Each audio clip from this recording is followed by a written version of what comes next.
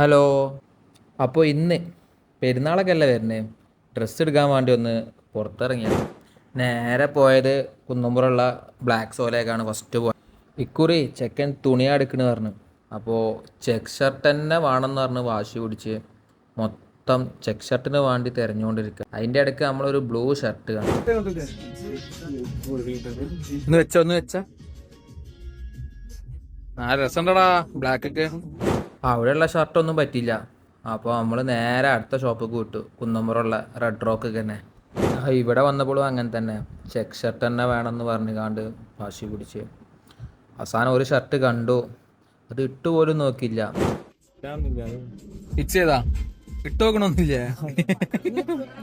യാദർശികമായ ഒരാളെ കണ്ട് നമ്മൾ അവിടുന്ന്. വ്യത്യസ്തമായ പല നാടുകളിൽ നിന്ന് വരുന്ന ഇവർക്ക് കുറെ നാളിന് ശേഷം നമ്മൾ OTT-നെ കണ്ടു.